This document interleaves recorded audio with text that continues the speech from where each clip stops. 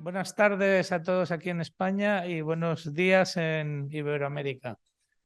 Bienvenidos a la Fundación Sicómoro, que es el que hace de anfitrión de este evento de la Asociación de Epistemología de la Complutense y de Filosofía en Red.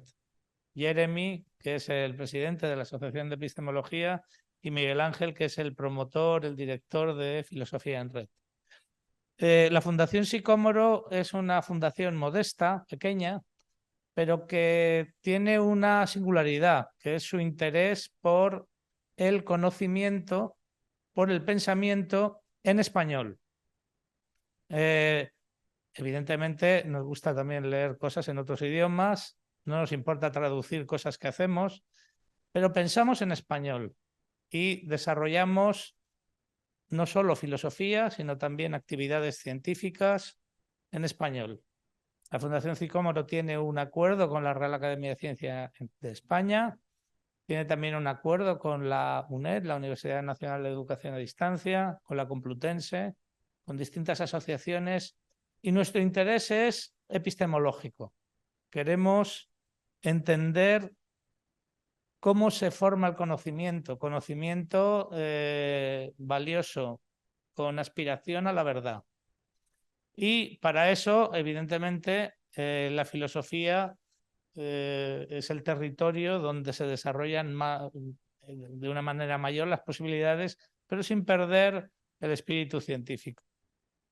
Por esta razón, este evento que se está transmitiendo en YouTube y en Zoom, y también tiene una actividad presencial con miembros de la Asociación de Epistemología y miembros del Club Sicómoro, a los que damos las gracias por su asistencia, es un experimento de unir pensamiento de distintas procedencias, latinoamericana, mexicana, que es un poquito más del norte, española, filósofos, científicos, a ver qué sale. Bienvenidos, Filosofía en Red y Asociación de Epistemología, y ojalá que el evento sea el principio de muchos otros que hagamos en el futuro para desarrollar el pensamiento en español. En primer lugar, dar la bienvenida a todos los asistentes y también a los que nos reciben virtualmente. Buenas tardes en Madrid y buenos días en México y en Latinoamérica. Bueno, para mí es un honor y un placer estar aquí hoy para hablarles de la colaboración que reúne a la Fundación Sicómoro, como bien decía el presidente José María Fuster, interesada en la epistemología y en la teoría general de los sistemas complejos y el conocimiento de la ciencia, a la Asociación de Epistemología, a la que pertenezco, que es una asociación de la Facultad de Filosofía de la Universidad Complutense de Madrid, y a la plataforma digital Filosofía en Red, dirigida por Miguel Ángel Calderón, al que tenemos el gusto de tenerle hoy aquí después de un largo viaje. Así que te damos la bienvenida a España y a Madrid, a nuestro templo, el templo del conocimiento, como decía Unamuno, el templo de la inteligencia. Bueno, quería decir que en un momento de constante cambio y evolución, la filosofía, la epistemología y la ciencia desempeñan un papel fundamental en nuestra comprensión de la verdad, el conocimiento y la realidad, no solo desde un punto teórico, sino por ámbitos que atraviesan también nuestra vida cotidiana, como es la ética, la tecnología que utilizamos y la sociedad en la que vivimos. En este contexto, pues es el contexto dinámico en el que nuestra colaboración cobra un significado especial. Permítame destacar algunas de las áreas de nuestra colaboración que considero particularmente clave. Sicómoro, Epistemología y Filosofía en Red nos hemos unido con el compromiso de abrir el mundo de la filosofía, la epistemología y las ciencias a nuevos espacios de conocimiento. Algunas de las motivaciones que nos unen es la divulgación, la investigación, la concienciación y establecer espacios de diálogo para la reflexión de los problemas que nos atañen en nuestra sociedad. Uno de los puntos a destacar es que compartimos la investigación interdisciplinaria, es decir, nos interesa promover el conocimiento desde diferentes perspectivas, explorando como cuestiones filosóficas y epistemológicas. Decía que algunas de las motivaciones que nos unen es la divulgación, la investigación, la concienciación y establecer espacios de diálogo para la reflexión de problemas que nos unen y nos atañen en nuestra sociedad. Uno de los puntos a destacar es que compartimos la colaboración interdisciplinaria, Es decir, nos interesa promover el conocimiento desde diferentes perspectivas, explorando cómo cuestiones filosóficas, epistemológicas se relacionan con una amplia variedad de campos, desde la física, la biología, la filosofía y la computación, por poner algunos ejemplos. En segundo lugar, nuestro compromiso pasa por la organización de eventos de conferencias conjuntas, como es esta, por ejemplo, por reunir a expertos, como es en este caso Raúl Coria, para presentar sus investigaciones y debatir cuestiones contemporáneas. Esto permitirá una interacción directa y la oportunidad de compartir conocimientos que se encuentran actualmente a la vanguardia. Otro de nuestros puntos de acuerdo es la posibilidad de trabajar en publicaciones conjuntas, como hemos estado haciendo. Y además, nuestra colaboración no se limita a los ámbitos académicos. Estamos comprometidos con la difusión del conocimiento filosófico, epistémico y científico para un público amplio a través de actividades de divulgación, participación en debates públicos y digitales. En definitiva, queremos que la filosofía y la epistemología y las ciencias sean accesibles y relevantes para la sociedad en su conjunto. Este punto es muy importante, ya que nuestros valores pasan por concienciar de la importancia del juicio crítico, del conocimiento filosófico y de la importancia de la ciencia en España y en Latinoamérica. En el ámbito de la educación, colaboraremos en la formación de interesados, estudiantes y profesionales, ofreciendo programas conjuntos, becas y cursos que fomenten la reflexión crítica y la adquisición de habilidades filosóficas y epistemológicas. A través de la colaboración, la investigación y el compromiso con la sociedad, estamos listos para abrazar un futuro en el que la filosofía y la epistemología jueguen un papel vital en la búsqueda del conocimiento de la verdad. Sin más preámbulo, le voy a dar paso a Miguel Ángel y le doy la bienvenida, que nos va a presentar la revista de Filosofía en la Red.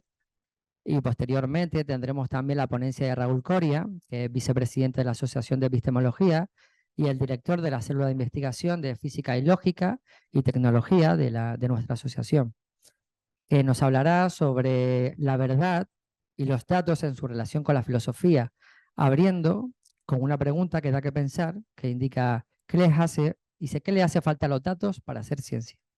Bueno, gracias a todos por su atención y esperamos que disfruten del encuentro. Un saludo a todos. Pues antes que nada, gracias a la Fundación Sicomoro por ser nuestra casa aquí en Madrid. Es realmente un gusto y un honor saber encabezado, bueno, Maite que se fue parte ahí de toda la logística aquí en Sicomoro. Simplemente cuando estaba el plan de venir a Madrid, dijo, tú di los eventos y aquí se hacen. Y pues agradecerle esa disponibilidad, esa apertura y el sentir que realmente estamos en este templo y que finalmente, puedo decir, tenemos una casa en Madrid, que eso es muy lindo y eso es muy increíble, porque realmente Filosofía en la Red es una plataforma en español, es una plataforma que llega a toda Iberoamérica, con un público muy importante aquí en España, y el tener un espacio, un lugar físico, ya que se permite nuevamente lo físico y que hemos también Filosofía en la Red trascendido este 2023 al formato presencial, antes con la Filocom, nuestro congreso anual, y ahora con esta serie de eventos. Spoilers son 4, es hoy, es mañana, es el sábado y es el lunes, para que estén ahí pendientes y si están en Madrid nos puedan acompañar presencialmente. El abrir con este evento, que es una presentación de una revista que nos llena de mucha emoción, porque si bien Filosofía en la Red nace como una plataforma de divulgación, nace como un proyecto netamente de Internet, pero más con un público divulgativo, más con un público mainstream, poco a poco hemos trascendido y lo hemos llevado a más. ¿Por qué? No porque la divulgación no sea importante o no porque la divulgación no sea seria, sino también no podemos renunciar a la parte académica.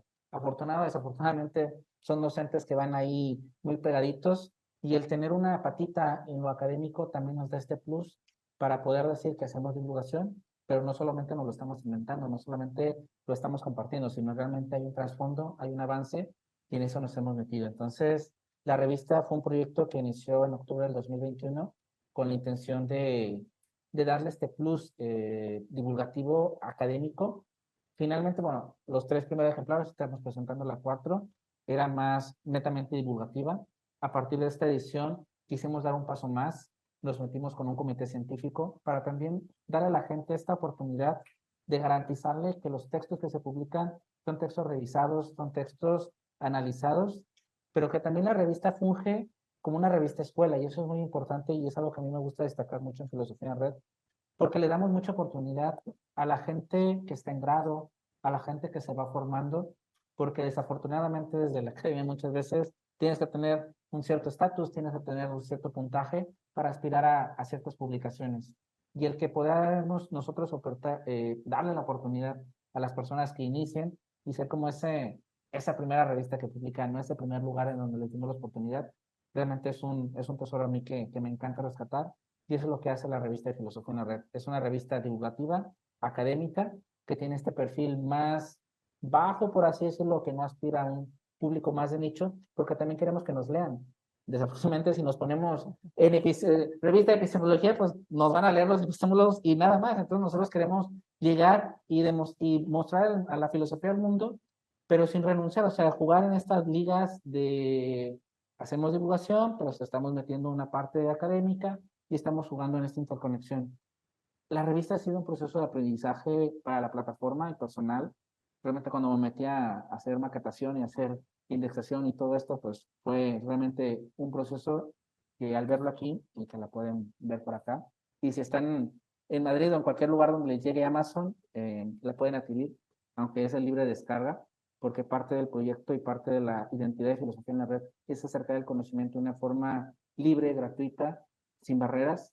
Entonces ustedes la pueden descargar en revista.filosofiaenlared.com, donde pueden acceder. En este caso son 6 textos, tenemos otras 3 ediciones, y que al final del día busca difundir investigaciones filosóficas arbitradas, inéditas y de acceso abiertos. Tenemos una vinculación con la Asociación Americana de Filosofía y con la revista de Philosopher, que es la revista más antigua de filosofía, que se edita en Reino Unido, y por medio de ello hacemos traducciones de nuestros textos, porque así como nos gusta pensar en español, nos gusta también que nos lean, que nos lean en inglés, pero que nos lean desde el origen de nosotros en español, no pensar en una revista en donde los textos tienen que ser en inglés de origen y entonces sí, ver si nos traducen o ver si nos traducimos, sino contrariamente desde nuestra idiosincrasia, desde nuestra mentalidad, traducirlo para llevarlo al mundo y decir que se hace buena filosofía en español. Estamos a nada de que el blog de la APA, el blog de la Asociación Americana, empiece a publicar textos de filosofía en la red en su sitio. Y eso para mí es sin duda algo que me emociona mucho porque es trascender y llevar ahora sí el contenido de filosofía netamente iberoamericana a un público anglo, a una perspectiva pues un proyecto más a esta. Y una pregunta que te quería hacer, esta revista, ¿qué tienes pensado cuántas ediciones se van a hacer en el año? ¿Va a ser anual, semestral o más o menos que Es semestral. semestral? Es semestral, la publicamos semestralmente. Ya hoy abrimos la convocatoria para la revista 5. Antes, solo los autores y las autoras de Filosofía en la Red. Tenemos 80 autores y autoras de 12 países diferentes. Era la gente que publicaba con nosotros. A partir de que ya nos indexa ahorita Latindex, nos indexa Google Scholar y nos observa la Biblioteca Nacional de España. A partir de ello, nos abrimos al mundo y la convocatoria está abierta en revista.filosofiaenlared.com para que cualquier persona pueda mandar textos. Evidentemente ahí vienen los lineamientos, pasa un proceso de arbitraje y si está todo bien, pues va más que bienvenido. Eso te quería preguntar, para poder publicar, ¿no? Para los que nos están escuchando, no necesariamente tienen que ser de antiguos, porque antes publicaban también digitalmente, ¿no?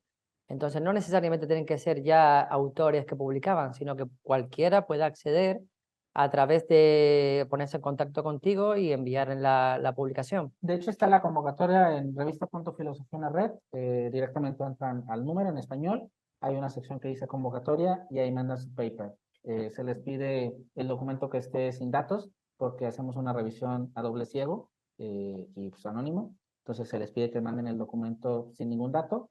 Manden su información. No importa también, hay muchas revistas que te piden que tengas que ser ya graduado o que tengas que tener Eso te un quería cierto. preguntar. Nosotros, si estás estudiando grado, si no estás estudiando grado, si eres estudiante de bachillerato y te quieres animar, adelante. O sea, al final del día se va a evaluar el texto y si el texto está bien, si nuestros censores dicen que está bien, se publica. Creo que es esta oportunidad que, por eso Revista Escuela también los censores se escogieron con esta sensibilidad de que el feedback que vayan a arrojar sea justamente docente, sea un feedback que los pueda acompañar y no simplemente tacharlo así de no se recibe, sino no se recibe por esto, corrígelo, te acompañamos, te guiamos en el proceso. Ya si la persona no quiere, pues bueno, ya no podemos hacer nada, pero sí, hacer como que este caminito para que ellos pues se sientan mimados por nosotros y seamos justamente pues esta primera vez a nivel paper, porque publicar papers no siempre es tan fácil, pero sí, los podemos apoyar de alguna manera, es la puerta que abre Filosofía en la Red. En esta vertiente, Filosofía en la Red tiene 3 pilares fundamentales, es la divulgación, es la difusión y es la generación de filosofía, que ahorita les quiero adelantar algo que va justamente para la generación de filosofía, pero sí en la divulgación, en la difusión, pues queremos apoyar a la gente a que no le tenga miedo a las publicaciones y a que los papers no les asuste y que empiecen a generar sus puntitos para posteriormente, si quieren entrar en la de epistemología, pues ya puedan tener ese puntaje. Porque yo me tromé mucho cuando una vez entrevisté a Sandra Loyola, que es la editora de la revista de filosofía de la Universidad Americana, que me comentaba que hay unos programas a nivel editorial en donde les llega el papel, el documento, googlean el nombre ahí en la base de datos y le da el puntaje. Y si tienen ciertos puntos de Scopus, entonces abren el documento y ven si lo pueden publicar. Si no tienen ese puntaje, simplemente lo rechazan. Es el bajo mundo del mundo editorial científico. Sí. Y cuando lo vi fue como que, entonces, si un papel es bueno, un documento es bueno, pero no tiene el puntaje porque nunca publicado en su vida, no lo vas a publicar porque no te dicen, ni siquiera te dan la oportunidad las editoriales o quien publica, abrirlo, a ver qué tal. Entonces nosotros quisimos romper esta barrera y decir, bueno, no nos importa lo que traigas atrás, simplemente con que sea bien tu documento, de ahí para adelante lo que salga. Mira, y otra pregunta. ¿Esta revista en dónde se podría conseguir? En Amazon, simplemente revista Filosofía en la Red, ahí está, distribución internacional. Muy bien. Tenemos la ventaja, Amazon pues es autopublicable y es bajo demanda, así que no invertimos porque también pues no nos da para invertir, así que pueden comprar y se imprime en el momento, llega a todos lados. Por ejemplo, ahorita la vi en España y está en 17.38, así que la pueden adquirir. Los números tenemos el 2 y el 3 también en versión impresa, estamos trabajando ya en la 1 y posteriormente en el futuro queremos imprimir también las versiones en inglés que tenemos para llegar también un poco a más personas. Y tiene las publicaciones se proponen por temáticas o es investigación abierta. Investigación abierta. Filosofía en la Red, la plataforma, tenemos esta vertiente de la pluralidad. Justamente comentaba, hay 80 autores y autoras de filosofía en la red y lo que buscamos es justamente el autor que está o que forma parte de filosofía en la red. Tienen una consigna, no discursos de odio, no incitación a la violencia. De ahí en más, cualquier tema es publicable, desde el análisis de la película de Barbie hasta algo de Heidegger. Y así es la revista también. La revista, lo que manden, mientras compran las directrices que se les pide, de ahí va. ¿Por qué? Porque también esa es una forma de ser flexibles y de aprovechar en la plataforma, de aprovechar que tengo 80 personas de 12 países diferentes que ven el mundo de muchas maneras, que son estudiantes de grado. Hay gente que incluso no estudia formalmente la filosofía, hay gente que va entrando al grado, gente de maestría, gente en el doctorado. Entonces, aprovechar esa pluralidad y no limitar. Si bien a veces ayuda, y por ejemplo, cuando yo tengo que mandar un texto a las alianzas que tenemos, a mí me gusta que me digan de qué tengo que hablar, porque así me guío, pero creo que darle la libertad también permite tener textos increíbles y ustedes lo pueden ver a lo largo de las publicaciones diarias en filosofiaenlared.com, pues que se publican textos diversos. Y aquí en la revista tenemos esa impronta, porque si manejáramos un dossier, pues íbamos a limitar un poco más esto, íbamos a limitar el recibir textos o el forzar a los autores a escribir ciertas cosas. Y así, ahorita en este ejemplar, por ejemplo, pueden encontrar cosas desde Hannah Arendt, desde la paradoja de Nora Helmer, el ser y tiempo de Heidegger. Hemos publicado sobre el tarot, hemos publicado sobre política mexicana, sobre política latinoamericana.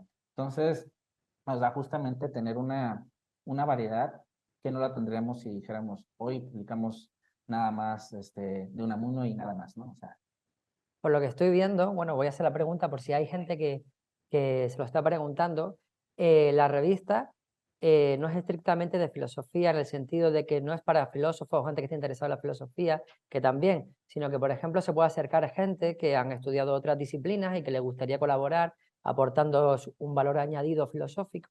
Podrían acercarse también y enviar la publicación, ¿verdad? sí, mientras tengan cosas de humanidades, mientras tiremos en ese hilo de humanidades, va porque justamente también tenemos esta interconexión y buscamos esa interconexión de la filosofía y queremos meter la filosofía en todos lados, Entonces, a partir de ahí, mientras si nos hablan de inteligencia artificial o de algoritmos, ya ahí meten la filosofía o la psicología o algo por allí, o la antropología, ahí va. O sea, al final del día, lo importante es, sí, filosofía en la red, pero las humanidades en general y el cómo incide en la sociedad y el cómo podemos generar ruido en las personas de a pie.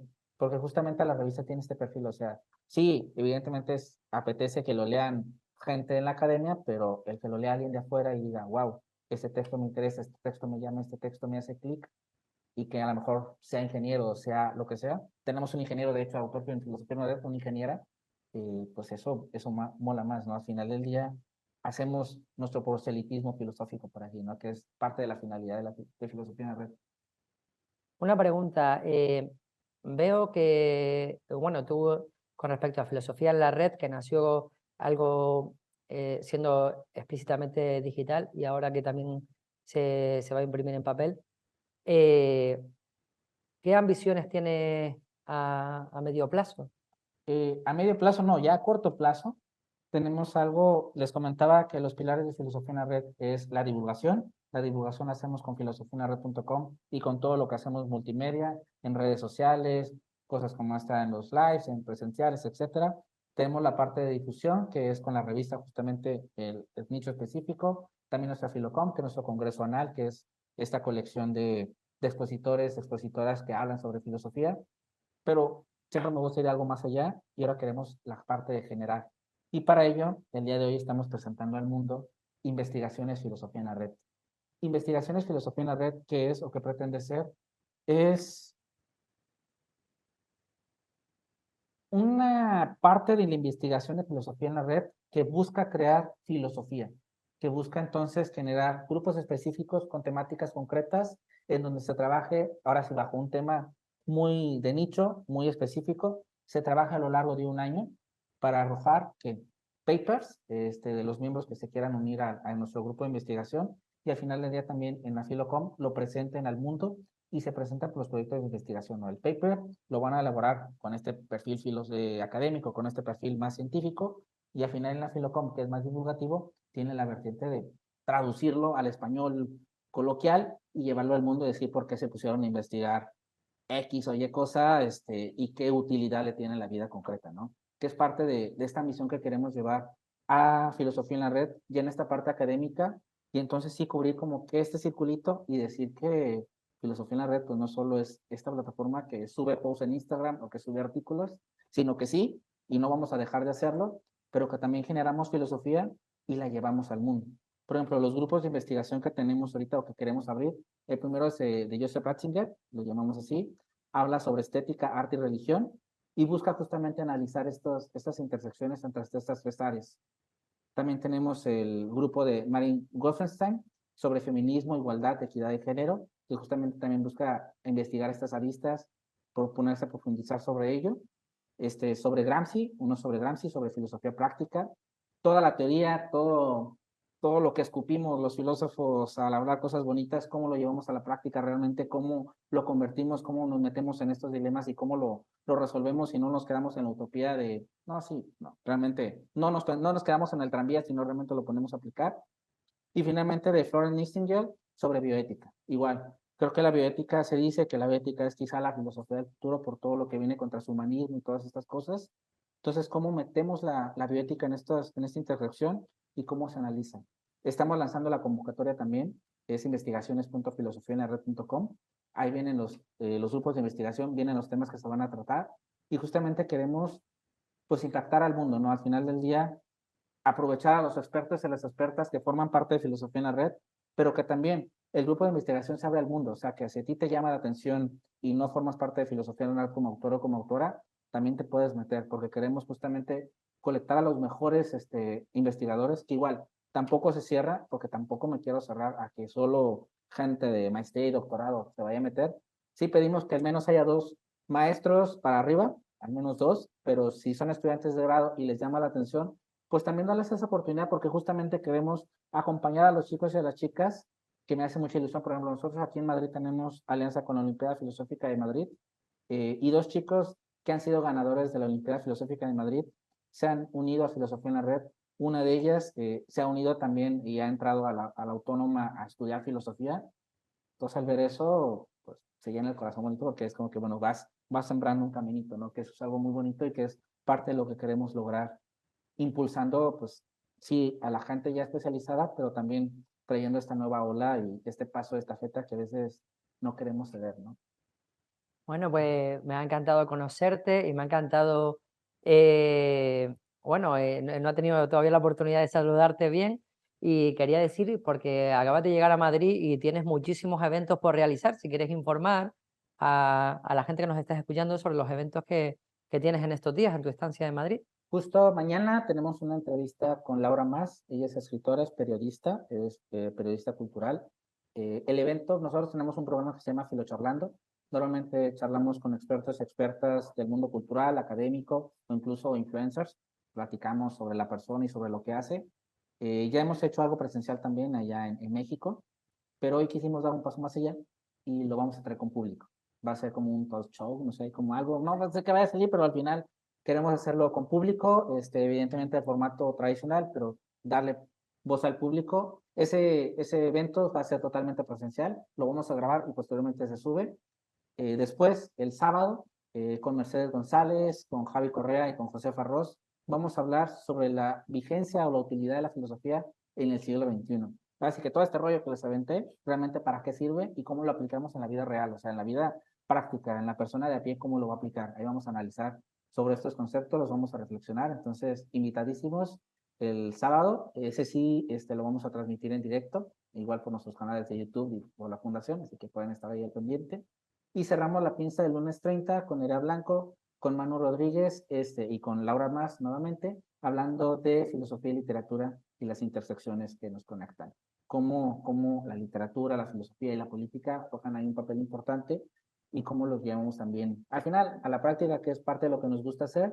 Ese evento, igual que la entrevista con Laura Mas, se va a grabar y posteriormente lo vamos a subir, así que si están en Madrid, pues invitadísimos pues, a que vengan, a que nos acompañen. Se pueden registrar, la entrada gratuita es filosofianare.com/eventos, ahí están los carteles y pueden generar su entrada para que también reserven su lugar, porque si como dicen que lo bueno viene en dosis pequeñas, pues queremos poquitos, así que hay que reservar plaza para estar aquí, pero simplemente reservarlo para asegurar que tengan su lugar, pero no les cobramos nada y los esperamos porque nos llena muchísimo de ilusión pues hacer estas actividades y trascender hacia otros lados, ¿no? Y probar cosas y formatos y hacer nuevas ideas. Sí, decir que la Fundación Sicomoro está en el centro de Madrid, en Metro Iglesia, para la gente que no sabe si os está pensando si ir o no venir, en calle del Castillo número 20, y es muy accesible, se pueden acercar y no tengan ningún miedo a venir y charlar con nosotros y disfrutar de los eventos y de la estancia de Miguel Ángel, que ha venido desde México. Así es, desde Guadalajara, México, aquí andamos. Que apenas ha descansado, ¿verdad? Con el cambio de... Sí, ahí está, por eso dije por esas sandesas a lo mejor, pero ahí vamos, ahí estamos. Llegamos a las 5 de la mañana y no ha parado, pero ahí estamos. Ay, qué grande, qué grande. Pues bueno, sin más preámbulos, les invito a acceder a la revista que se encuentra en Amazon, de Filosofía en la Red, a inscribirse para venir a los eventos, o también por si quieren ser parte de Filosofía en la Red o autor, también tienen ellos publicaciones que son, aparte de estas que son en imprenta, sino también digitales, también en la Asociación de Epistemología de la Universidad Complutense de Madrid y en la Fundación Sicomoro, que siempre está generando actividades, eventos, convenios, está ahora mismo en referencia en las ciencias y en la epistemología de los sistemas complejos en España, así que les invitamos a venir y que se apunten si tienen ambición, ganas de aprender, pues aquí estamos para ayudarles en su formación y apoyarles. Y pues recordarles la convocatoria abierta para la siguiente edición de la revista. Simplemente entran a revista.filosofianared.com. Ahí están las bases, están las directrices y demás. Si tuvieran alguna duda o algo, pues igual cualquier red social, Instagram, Facebook, X, ahí nos pueden mandar un mensajito y los podamos apoyar en lo que se les atore. Y del mismo tiempo, investigaciones.filosofianared.com, los grupos de investigación que les acabo de comentar, ahí está la convocatoria abierta para que ustedes manden su propuesta, se les pide que manden una propuesta en relación al tema que se va a tocar Y pues bueno, igual si tienen dudas, preguntas o lo que sea, en cualquier red social, ahí los atiendo yo, así que pues, con todo gusto para apoyarlos y darles la bienvenida. Y autores, pues está igual, manden ahí mensaje, quiero escribir en Filosofía en la Red y les damos todo el acompañamiento para que se puedan formar parte del lado oscuro de la filosofía aquí en la red. Claro que sí, qué grande eres. Pues muchísimas gracias, Miguel Ángel. Y damos paso a Raúl Coria, él es vicepresidente de la Asociación de Epistemología. Él es, como había dicho anteriormente, director de la Célula de Investigación de Física y Lógica de la Universidad Complutense de Madrid. Ha publicado recientemente un artículo que se llama Verdad e Inteligencia Artificial en la revista Telos de la Fundación Telefónica. Y habla sobre los nuevos espacios de conocimiento que nos da la genealogía de los datos, que es de lo que él trabaja, es su tesis que está a punto de presentar. Y bueno, aquí tenemos a Raúl. Hola, Raúl, ¿qué tal? ¿Qué tal? Muchas gracias. Gracias a ti. Te dejo aquí para que estés a gusto, Bueno, como quieras. ¿vale? En primer lugar, dar las gracias a nuestros anfitriones, a José María Fuster y a Maite, que son las personas bueno, que están haciendo posible esta realidad, que estemos hoy aquí todos. Están abriendo su casa a la filosofía, están abriendo esta asociación que está dedicada a los sistemas complejos, a una serie de seminarios, conferencias, todas ellas dedicadas y que tienen que ver con nuestra rama, con la epistemología, con la filosofía. Por lo tanto, muchísimas gracias por esta labor que está siendo, desde luego, muy importante para darnos esta capacidad de que nuestras ideas y nuestras investigaciones lleguen lo más lejos posible.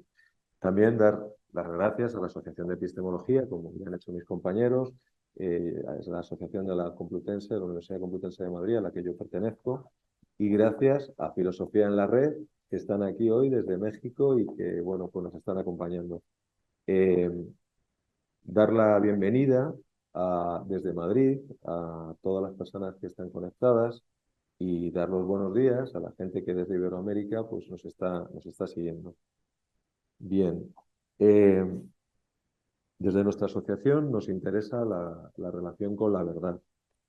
Y lo que tenemos esta tarde previsto hacer es una pequeña presentación a través de una pregunta que hemos iniciado con el nombre ¿qué es la ciencia? ¿Qué es lo que le falta a la ciencia de los datos para ser una ciencia?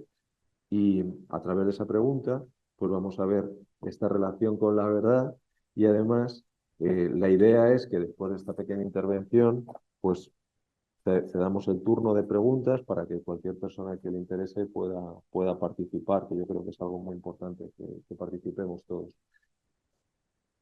Si no nos dejamos llevar por eufemismos y si además hacemos un pequeño ejercicio de humildad, tendríamos que reconocer que una radiografía de la situación actual en la que pudiéramos analizar la situación entre la ciencia de vanguardia y la acción que se lleva a cabo desde la filosofía, pues esta radiografía nos mostraría que la conexión, si no es que está fisurada, sí que podríamos decir que está prácticamente rota.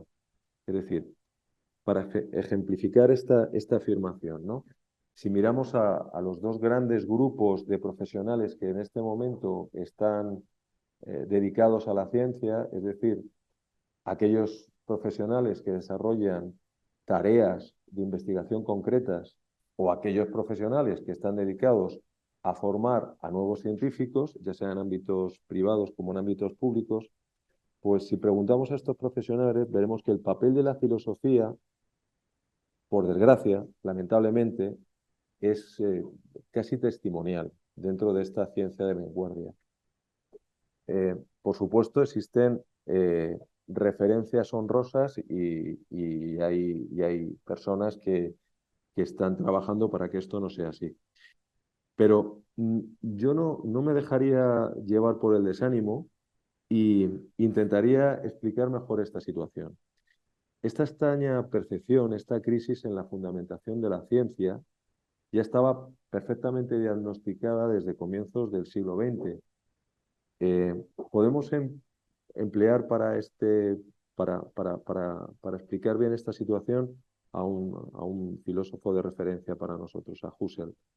Él, en los últimos 4 años de su investigación, los dedicó a trabajar de manera muy especial sobre este particular. Su investigación, que se desarrolló entre 1934 a 1938, acabó porque finalmente, bueno, pues por una enfermedad no pudo continuar y él pues murió. Pues esta investigación que, si nos fijamos, termina donde comienza la Guerra Mundial, la Segunda Guerra Mundial en 1939, lo que nos dice es que la utilidad práctica, es decir, la tecnología, ha llegado por sí misma a ser el motivo capital de la aceleración y el aprecio por la ciencia. Esto es, la propia tecnología en sí misma es tan seductora que llega a ser el motivo principal por el cual nos acercamos a la ciencia. Una vez perdido el sentido de la verdad originaria, es decir, el sentido que lleva a cada una de estas ciencias a desarrollarse, la necesidad misma de la pregunta retrospectiva correspondiente a cada ciencia, por supuesto, tendrá que volver a ser despertada. Pues esta reflexión que se llevó a cabo en 1938, como digo, en las postrimerías de la Segunda Guerra Mundial, sería una reflexión que tendría hoy, creo, todo el sentido. La crisis de las ciencias en Europa, que fue como dentro de donde se ubicaba esta reflexión de Husserl, todavía a día de hoy, de alguna manera podríamos llegar a identificarla.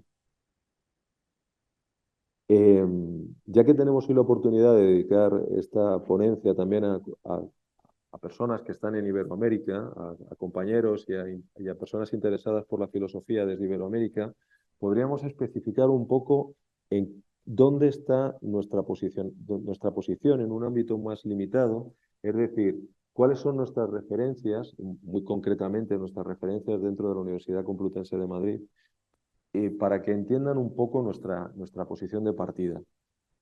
Dentro de la Facultad de Filosofía de la Universidad Complutense de Madrid, nuestra referencia inmediata sería la Universidad Central de Madrid, es decir, allá donde se formó un grupo de trabajo que dio a denominarse la Escuela de Madrid. Su constitución, en sus orígenes, la Escuela de Madrid estuvo muy ligada a la figura de un intelectual y filósofo, a la figura de Ortega y Gasset. Ortega y Gasset tuvo la habilidad de, tras su incursión en la filosofía alemana, concretamente a su paso por la Universidad de Marburgo, a su llegada a Madrid y a la hora de ocupar la cátedra de metafísica, que eso sucede en torno a 1910, tuvo la habilidad de generar un espíritu de apertura, que ahora explicaremos en qué consistía, un espíritu que vamos a llamar también transversal, que también explicaré en qué consiste, y un espíritu de acción, que además viene muy al caso con lo que estamos haciendo hoy mismo, es decir, intentar llevar la acción filosófica lo más lejos y al máximo posible de ámbitos que podamos imaginar. Pues entonces esta apertura que él soñaba era una apertura que diera fin a los problemas que en este momento pasábamos en España y que creía que esa apertura podría solucionar parte de estos problemas teniendo una clara ambición europeísta, ¿no? Por otro lado, ese espíritu transversal del que os estaba hablando consistía fundamentalmente en que la Facultad de Filosofía se convertía un poco en el centro, en el polo, desde el que se creaban desde el que surgían otra serie de investigaciones. Es decir, las investigaciones que surgían desde la Facultad de Medicina con Ramón y Cajal, la Facultad de Física con Blas Cabrera, la continuación de sus estudios por María Zambrano o Zubiri, todas estas iniciativas tenían un espíritu transversal que en todo momento tenían en cuenta el lenguaje y las connotaciones de la filosofía. Es decir, la acción de la ciencia no perdía en ningún momento la reflexión filosófica. Y por último, como hemos dicho, la última pata de este espíritu de la Escuela de Madrid se fijaba en la acción, es decir, en cómo esto se llevaba a la práctica. Ortega, a su llegada a Madrid, trajo varias referencias, varias influencias muy marcadas. Una, la referencia neocantiana, y otra, la referencia de la fenomenología husserliana, que era la filosofía que en ese momento estaba de manera imperante dominando el discurso científico de ese momento, ¿no? En ese aspecto, si regresamos a la figura de Husserl y a la figura de Ortega, tendríamos que tener en cuenta que ambas figuras trascendentales, ambos pilares de esta ciencia que en ese momento se está desarrollando, tienen un denominador común, que es el programa de la ilustración pendiente leibniziano, el programa leibniziano, el programa de Leibniz. Aquí en España, desde el Centro Superior de Investigaciones Científicas, su directora Concha Roldán y el profesor Javier Echevarría han trabajado profundamente este aspecto, y yo creo que es una de las investigaciones que deberíamos tener en cuenta para entender perfectamente este panorama que estoy planteando. Pero en cualquier caso, esto que os estoy intentando transmitir es para entender el espíritu que guiaba a la ciencia y a la ciencia que se estaba desarrollando y el espíritu que guiaba a la universidad. Estos orígenes, como digo, son el corazón de nuestra universidad, de la Universidad Complutense, y es en parte una semilla muy importante dentro de la propia ciencia que se ha desarrollado desde España. Este espíritu modernizador se retomaría por circunstancias que tienen que ver internamente con nuestra historia, con nuestro país, pues ya a partir de los años 70, a partir de los años 80, y curiosamente, la parte más complicada, que era alcanzar una apertura y alcanzar un espíritu europeísta donde la ciencia pudiera desarrollarse, fue precisamente esa parte más complicada la que posteriormente se desarrolló con mayor naturalidad. Es decir, las investigaciones y la ciencia que se desarrolla desde las distintas facultades no ha tenido ninguna complicación en trasladarse más allá de nuestras fronteras. Lo que sí, sin embargo, curiosamente, ha costado, y de hecho en cierta parte ha surgido un cierto retroceso, son estos dos otros pilares, es decir, el desarrollo y la especialización de las distintas disciplinas que forman la universidad han hecho perder la centralidad y la recursividad de la reflexión filosófica. Bueno, esto es algo digamos, lógico, porque estas disciplinas se han desarrollado de manera autónoma y no han necesitado para ese desarrollo, en principio, el recurso de la filosofía para desarrollarse. Sin embargo, hoy mismo que hemos estado en la presentación de un libro que se ha llevado a cabo en nuestra facultad, presentado por nuestro director de tesis, tanto el de José María como el mío, por Juan Antonio Valor, pues en este libro, Entre el corazón y el cielo, el sombrero, más que el tema y la profundidad del tema, que por supuesto es un tema vital, lo que querría subrayar es que la predisposición positiva y la constatación de la necesidad de retomar al lenguaje y las preguntas propias de la filosofía en otras ramas que no tienen que ver directamente, aparentemente, con nuestros desarrollos. Es decir, este libro que se ha presentado hoy ha sido totalmente transversal, y allí nos hemos encontrado con ingenieros de informática, nos hemos encontrado con gente de la Facultad de Bellas Artes y otra serie de profesores, y todos ellos daban cuenta de la necesidad de retomar esta reflexión filosófica, precisamente por la pregunta que yo antes formulaba, es decir, por la necesidad que antes formulaba, es decir, porque necesitamos volver a la pregunta retrospectiva correspondiente a cada ciencia, es decir, esa que despertó el amanecer de esa ciencia. Porque si no, al final lo que llevaremos es a que las ciencias en sí mismas, si no están bien fundamentadas, acaben en procesos endogámicos que acaben transformándose precisamente en evitar lo que nosotros llamaríamos una auténtica ciencia. Por lo tanto, esta parte también debería ser implementada con la acción. Es decir, la acción, sobre todo en estos momentos, la acción filosófica se ve comprometida por la aceleración de los cambios que de alguna manera dificultan el discurso reflexivo y que es mucho más lento que el de la propia tecnología. Es decir, necesitamos también, a caso viene lo que estamos haciendo en esta tarde aquí, espacios para la acción. Psicomoros es un espacio perfecto para evidenciar esta necesidad. Es decir, necesitamos la presentación de filosofías en la red. Es decir, es muy buena noticia la presentación de propuestas de nuevas revistas, publicaciones, editoriales, blogs. Es decir, todas estas circunstancias harán que la auténtica acción filosófica, esa acción que en el lema leibniziano sería teria cum praxis, esa actio filosófica se pueda llevar adelante. Por tanto, y ya regresando a la pregunta inicial, que nosotros decíamos, ¿qué le falta a la ciencia de los datos para ser una auténtica ciencia?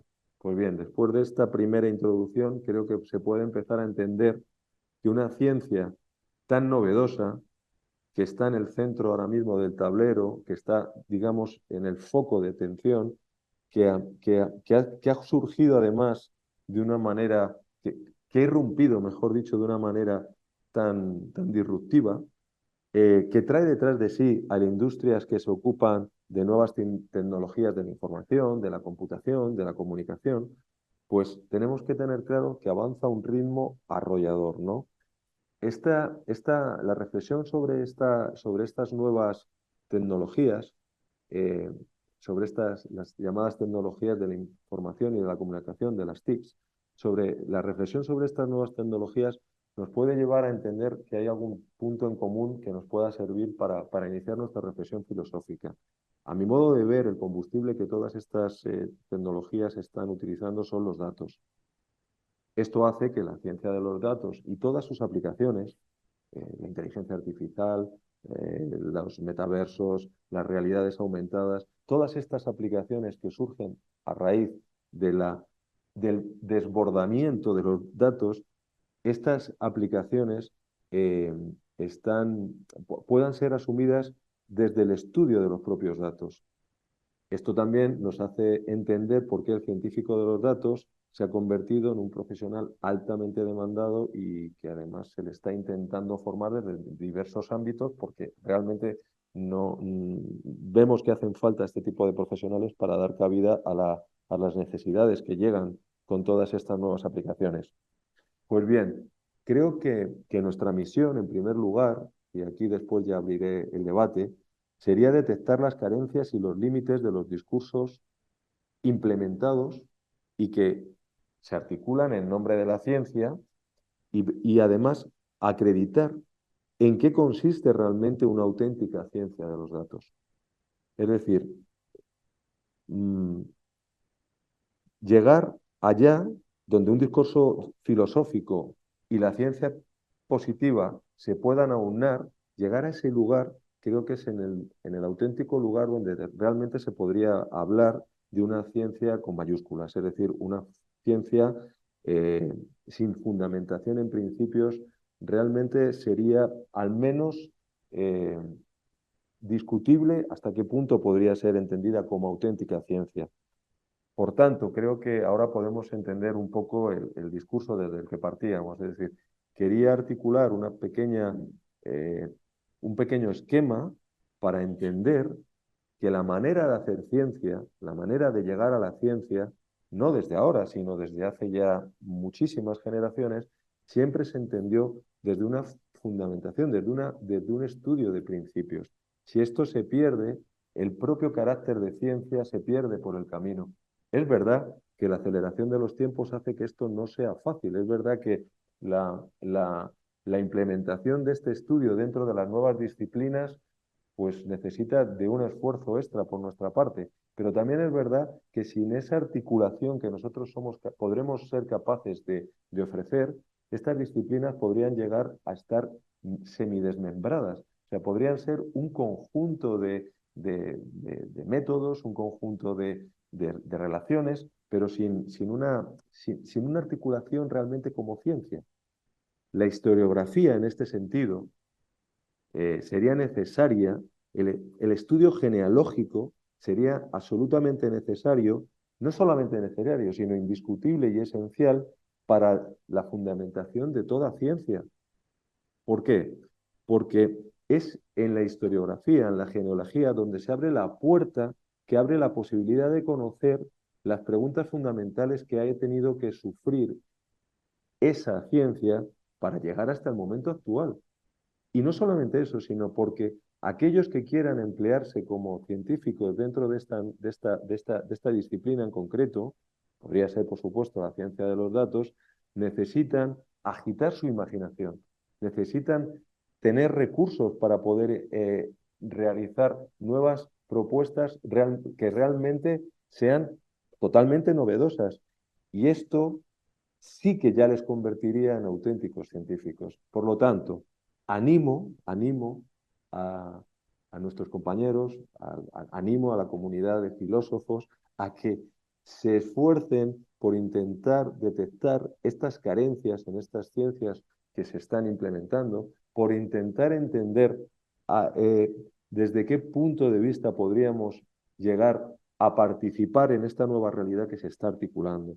Las preguntas por la verdad, propias de la reflexión epistemológica, las preguntas por la causalidad, las preguntas por la ética, las preguntas por la lógica, son preguntas en las que no deberíamos de estar ajenos, deberíamos de participar en ellas. Y además, creo que necesariamente colaborar en la formación de esta nueva realidad que ya está aquí es una tarea a la que nos debemos de aplicar y que además nos corresponde. Entonces, bueno, creo que he intentado introducir un poco el debate y un poco abrir esta cuestión y bueno, pues yo me sometería a un turno de preguntas y así hacemos esto más dinámico. ¿Les parece bien? No sé si hay alguna.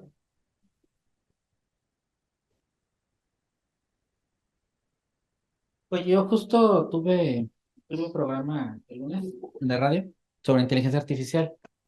Platicábamos la hipótesis en la charla sobre cómo con los datos en el análisis, por ejemplo, se ponía un ejemplo, que en cierto momento, a lo mejor en una librería, si por algoritmos detectaba qué libros ponerlos en el aquel o qué libros conservarlos en el stand, quizá en un teórico caso, el Cervantes pudiera no estar como los vendidos. Y para la librería, pues el algoritmo le diría que lo quitara en pro de poner la última novela de quien diga si mandes.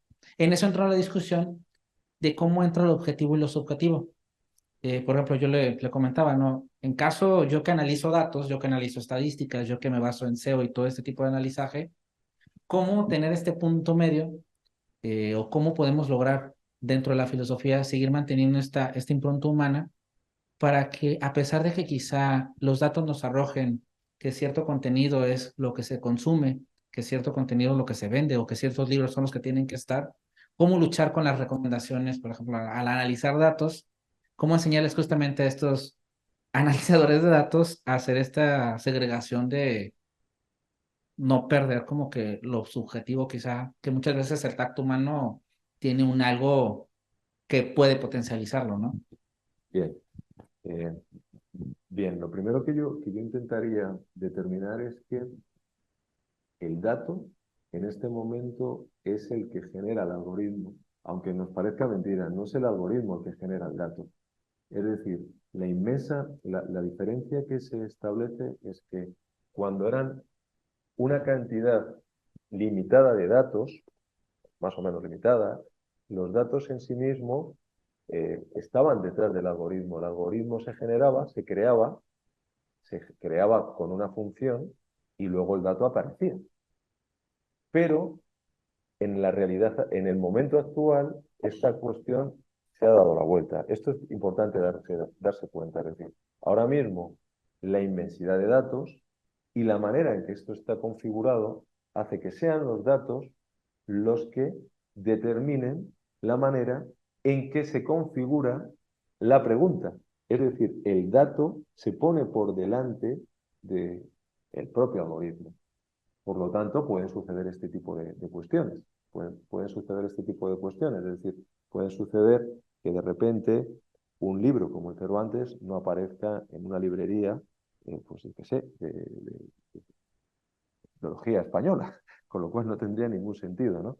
Pero por eso digo que es muy importante entender en qué contexto y qué es aquello a lo que nos estamos enfrentando. No es necesariamente bueno ni necesariamente malo. Tenemos que tomarlo, a mi modo de ver, como una herramienta, como una herramienta. Ahí estaríamos entonces dentro de un dilema, que es, a esta herramienta la podemos, de alguna manera, dar el nombre de inteligente, la podemos etiquetar como inteligente cuando toma este tipo de decisiones. Bueno, pues es una cuestión que, como acabo de decir, se abre, ¿no? Se abre al debate. También es verdad que esta tecnología está en plena evolución y está en pleno desarrollo, con lo cual seguramente el desarrollo o la solución a esta cuestión que tú planteas deberíamos de quitarla dentro de un marco muy concreto, porque en unas semanas, días o quizá en unos meses, si tenemos suerte, tendríamos que dar una solución un poco distinta, ¿no? Bien, yo creo que esta es nuestra cuestión. Yo creo que esta es nuestra cuestión. Entender cómo están funcionando estas herramientas, ser capaces de ponernos a la altura de trabajar con ellas para poder dar unas soluciones mínimamente objetivas, ¿no? No sé si con esto...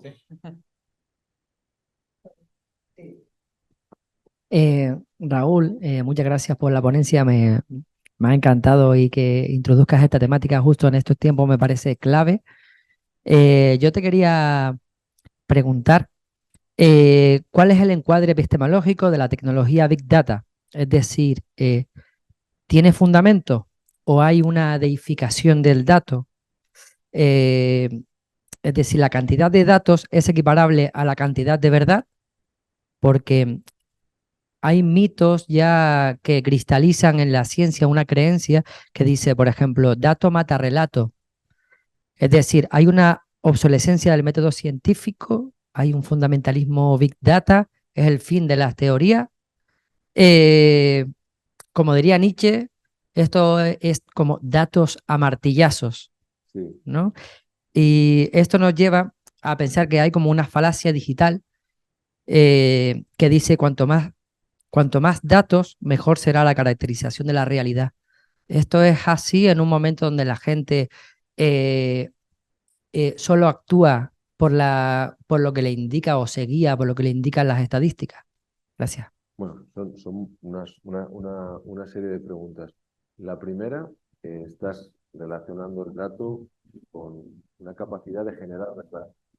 Yo creo que el dato en ningún momento pretende generar verdad. El dato, en todo caso, lo que pretende, o sea, el dato se utiliza dentro de una lógica que a lo que juega es a tener coherencia.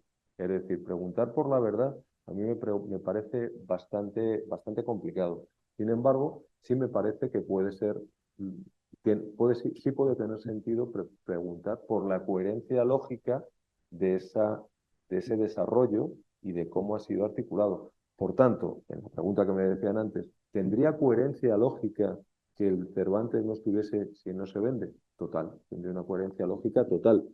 Pero por eso digo, una cosa es la coherencia lógica y otra cosa es la verdad. Yo creo que la verdad se escurre absolutamente de los datos, pero tampoco es su motivo. Es decir, yo creo que el dato no persigue generar verdades, persigue Además, en la toma de datos normalmente también está sesgada. Es decir, cuando haces una pregunta para captar un dato, esa pregunta ya de por sí suele venir sesgada. Con lo cual, yo intentaría ahí ser muy cuidadoso y tener en cuenta que la relación del dato y la verdad, en mi opinión, no está en ningún modo justificada. No sé si por ahí podríamos empezar. ¿Te parece bien? Vale. Luego, si quieres, vamos afinando.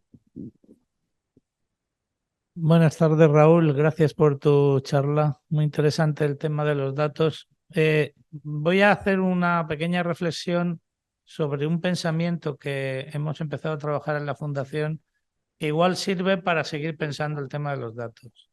En la Fundación hemos desarrollado un concepto que se llama quinta dimensión digital.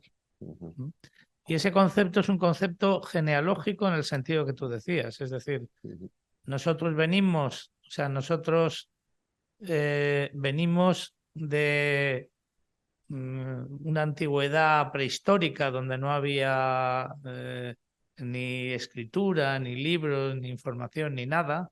De esa edad solo teníamos registros fósiles.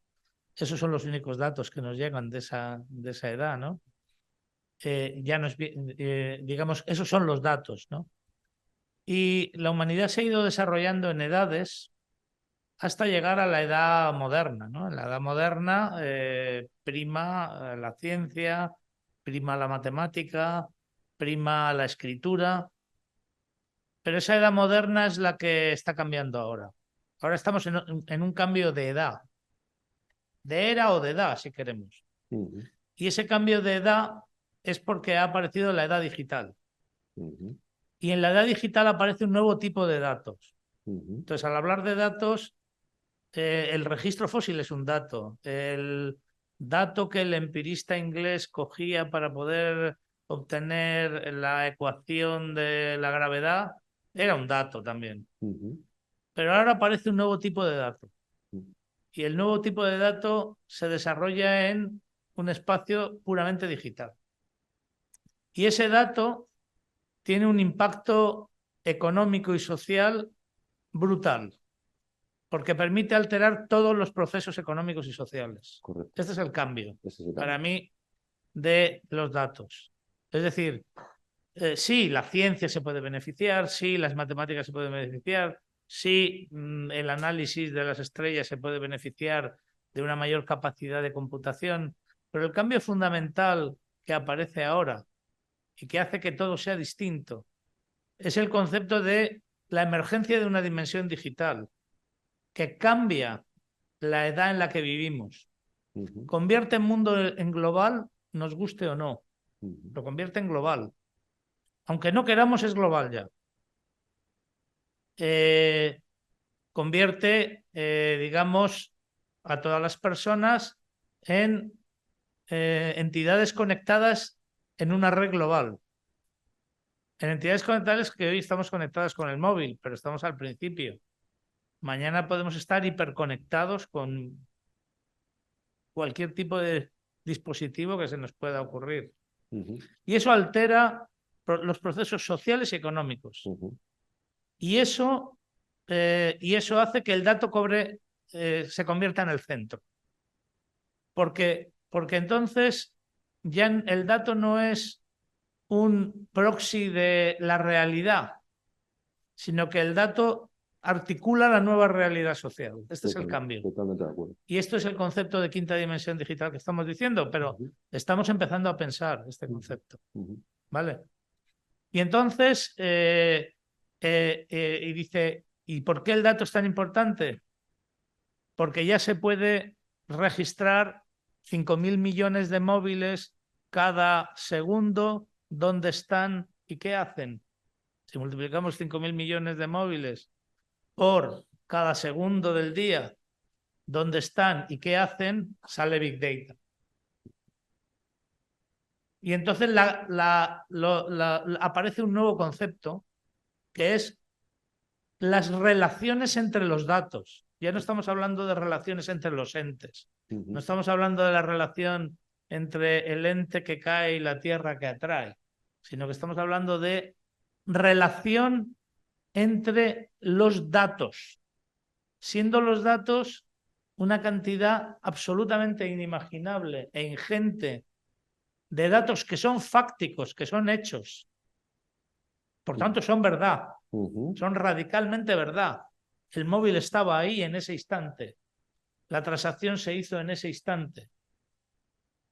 Y cuya correlación permite crear un nuevo tipo de inteligencia.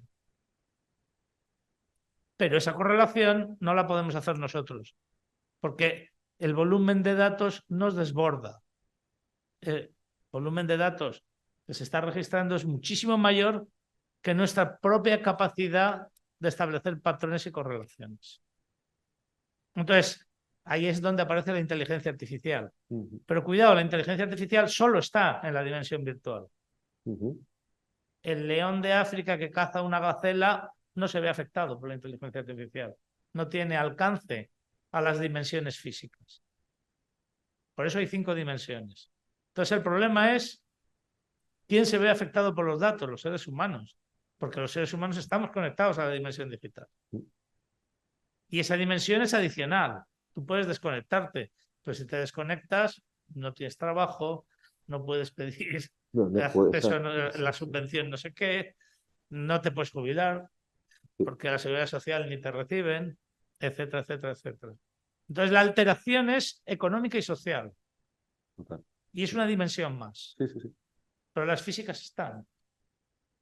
Entonces esto hay que pensarlo entero y no está pensado. No está pensado. Y esto es lo que yo creo que es un problema filosófico de primer orden. Totalmente. Las 5 dimensiones. Totalmente. Estamos entrando en un mundo de 5 dimensiones donde en la dimensión digital cobra importancia el dato más que el proceso del que buscábamos datos, en las dimensiones físicas, y el dato es tan ingente la cantidad que ya no somos capaces de extraer el jugo nosotros, necesitamos las máquinas para que nos lo digan. No sé si esta reflexión puede servir de algo para abrir boca para pensamiento futuro. Bien, bueno, estoy más que de acuerdo, la verdad. Pero bueno, empiezo. Primera cuestión, como si fuese necesario, yo he empezado con mi ponencia intentando justificar la posibilidad de que la filosofía haga ciencia, como si fuese necesario justificarlo. ¿Por qué? Porque, por desgracia, si tú, y a eso me refería con, me gustaría que no fuera un eufemismo, pero es verdad, si yo le digo a alguien, hago ciencia desde la filosofía, cuanto poco me pone cara rara. Entonces, primero quería justificar por qué no solamente podemos hacer ciencia, estamos acreditados para hacer ciencia, sino que además, si la ciencia quiere ser una ciencia verdadera, necesita de esta reflexión. Segundo paso, sabes que soy tremendamente leibniziano. Lo que tú has articulado, un dato de interconexión digital, que es la unidad sobre la cual se constituye una nueva realidad, que es una quinta dimensión, sería la mónada leibniziana. Es autosuficiente, es cerrada, pero funciona de su manera, tiene sus características, te informa, te condiciona. Es muy, muy parecido, porque Leibniz estaba pensando relaciones de relaciones. Su mundo eran relaciones de relaciones, y eso es lo que tenemos. Una capa lógica de relaciones con relaciones. Quinta dimensión digital. Es una ruptura epistemológica global, es un cambio de ciclo y como casi todos los cambios de ciclo no los ves venir. El elefante lo tienes encima y no lo ves. Cuando estás inmerso, cuando de repente toda tu vida está condicionada por esa realidad, entonces de repente dices, ahí va, estoy en otro mundo. ¿Dónde está ese otro mundo? Empezamos a sentirlo, pero estamos muy próximos, estamos prácticamente introducidos en él. Por lo tanto, absolutamente de acuerdo. Creo que hemos de hecho ya iniciado esa transición a una nueva dimensión, quinta dimensión, si queréis. Yo le llamo ciberrealidad, quinta dimensión. Efectivamente, yo hablo, bueno, ya tendremos oportunidad de discutirlo. Yo hablo de esos entes digitales, datos de interconexión, que son los nuevos núcleos con los que se construye esa realidad son nodos de interconexión, son simplemente estructuras relacionales que permiten, matemáticas o del tipo que sea, que permiten que unas con otras articulen y efectivamente dentro de una nueva realidad, por supuesto que pueden existir emergencias. Hay gente que las está ya buscando, hay algunas que parece que empiezan a estar ya acreditadas, pero bueno, eso sí que sería sinónimo de una inteligencia. Una emergencia sería sinónimo de inteligencia. No están, creo, de manera total acreditadas, pero bueno, estamos en ello. Podrán llegar seguramente y seguramente lleguen, no digo que no. En cualquier caso, o sea, llegando desde el principio y además tomando todo el sentido, la primera parte de mi introducción, creo que en esta dimensión digital, donde se juegan factores sociales, económicos, cognitivos, éticos, porque es una dimensión completa en la que vamos a estar sumergidos, sí que creo que ahí tenemos los filósofos, por supuesto, muchas cosas que decir.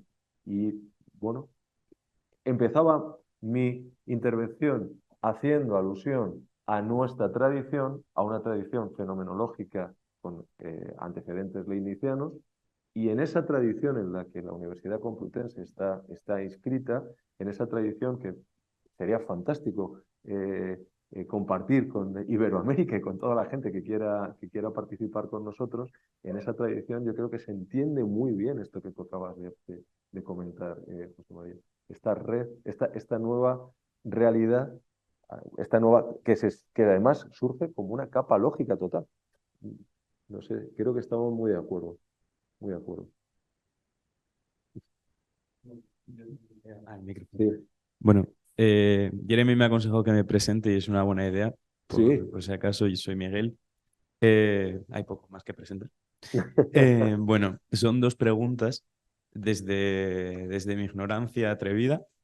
La primera, que bueno, que yo estoy muy de acuerdo en toda la idea de la transversalidad, etcétera, la necesidad de un fundamento crítico en las propias ciencias. La pregunta, a ver si consigo formular porque no lo tengo escrito, es, a mi juicio, vivimos en un mundo que se basa en el consumo. La producción viene de cara al consumo. Por tanto, el académico o aquel que produce papers o aquel que produce algo así como conocimiento, sea lo que sea, del tipo que sea, vive también inserto en eso, vive de eso, necesita ser así. Por tanto, en un mundo que, bueno, yo de la academia estoy bastante lejos, pero considero que es así, en un mundo donde se va de cara al consumo de cualquier cosa, ¿realmente existe la posibilidad de que algo así como la filosofía, que no produce prácticamente algo que se pueda consumir, ¿no? Que bueno, que la de filosofía en general me ha llamado mucho la atención porque es una buena manera. Lo que pasa es que no es algo que vaya en sí dentro del sistema totalmente, al menos ahora, a lo mejor las cosas pueden cambiar.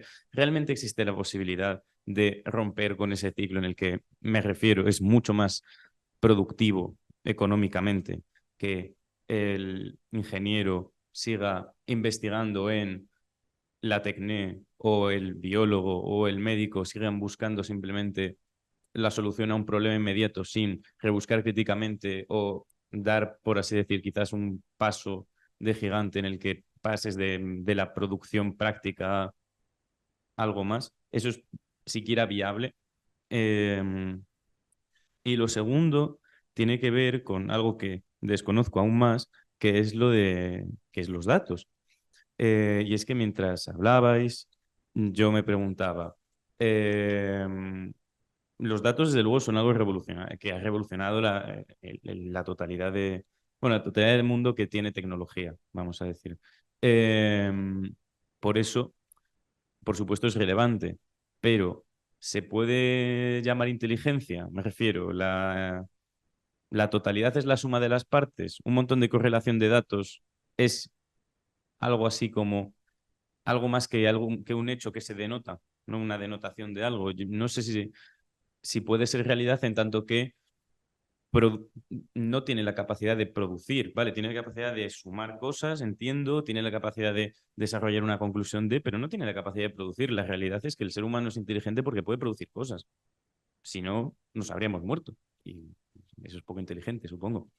Entonces, si nos dejamos controlar, si se genera algo así que no había oído escuchar, me parece muy interesante, algo así como una quinta dimensión que controla las relaciones sociales de los seres humanos, estamos siendo controlados por algo inteligente. Me refiero, el parámetro social ya entonces ha dejado de ser inteligente. Hemos dejado de ser inteligentes y ni siquiera podemos tener en cuenta que nos estamos dejando llevar por algo que simplemente es una suma de impresiones, ¿no?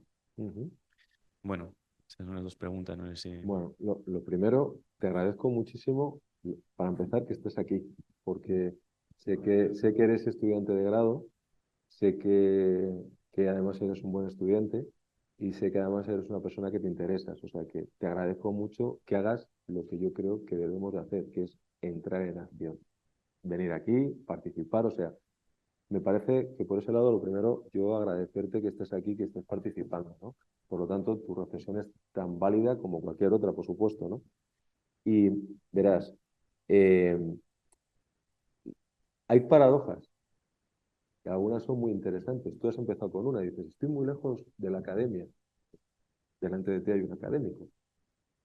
Es una paradoja un poco tonta, pero para que veas que de esas cosas que te crees que son de una manera, no tienen nada que ver luego con la realidad. Si las cosas fueran como tú las planteas, la física teórica no tendría sentido. Porque ¿para qué un físico teórico, no? ¿Para qué saber la naturaleza de la luz? ¿Para qué saber la velocidad de propagación? ¿Para qué? Pues si no hay esa investigación de principios, no vienen todos los desarrollos que están detrás. Es decir, cualquier ingeniero sabe que todo lo que él puede desarrollar lo hace en base a una serie de leyes que se han llevado adelante porque ha habido una investigación teórica que las ha materializado. Por supuesto que la filosofía tiene lugar aquí.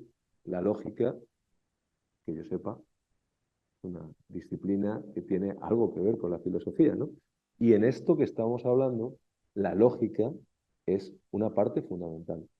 Toda la lógica no es lógica matemática.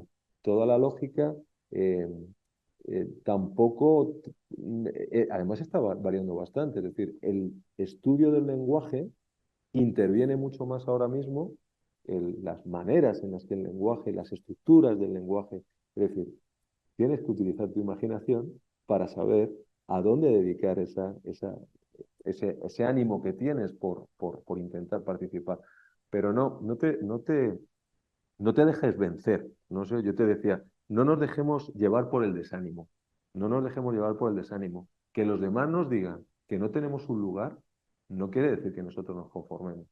No nos podemos dejar llevar por el desánimo. Como te digo, cuando la utilidad práctica por sí misma parece tan relevante como para ser el acelerador de la ciencia y ser ya todo el sentido, esa utilidad práctica empieza a ser la que al final acaba matando a la ciencia.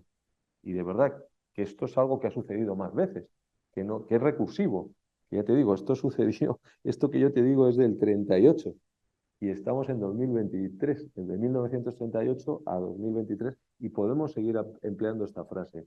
Es decir, eh, yo te animo a que sigas pensando de qué manera se puede participar, además, en esta nueva quinta dimensión, que me parece además un título muy interesante. Ya te digo, yo a mi forma de llamarle le llamo más cibermonismo por otras cuestiones o ciberrealidad, pero en cualquier caso, una nueva dimensión en la cual todo está por pensar, todo está por pensar.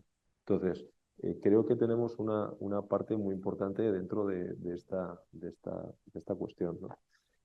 Es que me has introducido muchos temas, entonces perdóname si hay alguno que se me ha quedado, ¿eh? Bueno, muchas gracias. ¿Me permites hacer un comentario al compañero? Sí, ¿Eh? sí, sí. Yo creo que, digamos, vivimos en una sociedad que ha triunfado en una cuestión, que es la cuestión de, vamos a decir así, las condiciones materiales. Es decir, nosotros, si comparamos nuestra sociedad con la sociedad de hace 100 años o hace 200 años, las condiciones materiales en las que vivimos son muchísimo mejores, ¿vale? Entonces, el problema de las condiciones materiales, podemos decir que conceptualmente la humanidad lo ha resuelto, ¿eh? Y lo ha resuelto de distintas maneras. Una de ellas es potenciar el consumo, potenciar los modelos económicos, pero al resolver esa cuestión nos hemos vuelto una sociedad unidimensional. Hemos dejado de pensar ya no en las dimensiones, digamos, que comentábamos antes, sino hemos dejado de pensar en las dimensiones que nos hacen humanos. Y las dimensiones de las que habla la filosofía clásica, basta ir a Grecia, a la Grecia clásica, incluían en esas reflexiones de los que tenían la vida material resuelta en la polis griega, ellos hablaban del bien, ellos querían conocer, entender de la verdad, hablaban de la belleza, también hablaban de cómo organizar la república, de cómo se podía organizar aquello mejor, para que... Entonces esos debates son los que podemos traer desde la filosofía. Traer en un mundo de 5 dimensiones, con las condiciones materiales resueltos, ¿no conviene empezar a hablar un poco de la verdad, del bien, de la belleza, de estas cuestiones olvidadas? Pues claro, el bien no puede ser consumir mucho. Nos cansa, o sea, nos cansa consumir. La belleza no puede ser cualquier cosa que nos aparece. La consideramos bella porque alguien nos lo ha dicho. Nuestra sociedad se puede repensar. Si hay tanta abundancia, a lo mejor se puede esto organizar de otra manera. No estoy diciendo de hacer una revolución, estoy diciendo de realmente estamos bien organizados para todos los medios que tenemos. Pero tenemos que estar todo el día trabajando para consumir mucho, para alimentar un modelo que está bien pensado para resolver las condiciones materiales, pero que hay que superar. Entonces, la dimensión digital puede ser una oportunidad para pensar todas estas cuestiones. Y estas cuestiones no nos las va a dar la inteligencia artificial. Estas cuestiones nos las va a dar el pensamiento. Y el pensamiento, digamos, se puede apoyar en la ciencia. También se puede apoyar en la poesía, también se puede apoyar en la mística, se puede apoyar en muchas cosas a la hora de pensar. Pero no necesariamente se tiene que apoyar solo en los datos. Entonces sí que hay posibilidad de hacer cosas que no solo sean producir y consumir. Que repito, están bien para resolver un problema de condiciones materiales. A lo mejor esa parte no tenemos que perderla. Si hemos conseguido una sociedad que es capaz de producir suficiente para que todo el mundo pueda estar y vivir una vida digna, eso es fenomenal. Pero no a costa de seguir alimentando ese proceso. No sé si me explico. Entonces esto hay que pensarlo. ¿Quién lo puede pensar? Desde luego la filosofía es una posibilidad. No es la única, pero es una posibilidad. Y eso es lo que yo animo a los que estudiáis grado a que lo hagáis. No sé si te aporta algo esta reflexión. Sí, sí. No,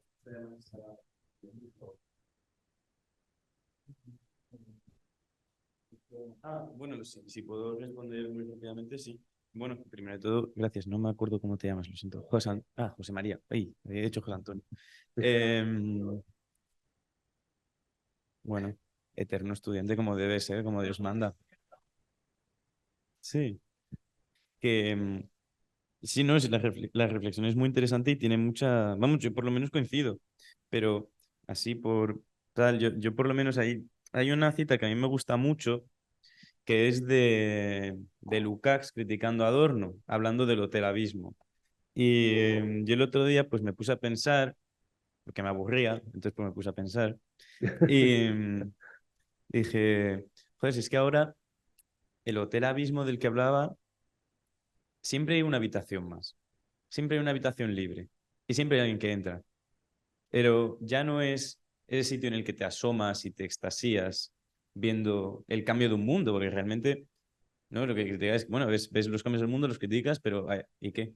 Y haces algo. Yo creo que ahora lo que ocurre es que todo el mundo se mete ahí, ¿no? El mundo en el que vivimos limita mucho las posibilidades de cambiar las cosas, limita mucho la posibilidad de cambiar ese ciclo, porque se fomenta el hecho de, llámalo el hotel abismo, llámalo un nihilismo apático, ¿no? La posibilidad de pensar fuera de eso. Entonces, que me estoy yendo por las ramas. Mientras hablabas, lo tenía mucho mejor pensado.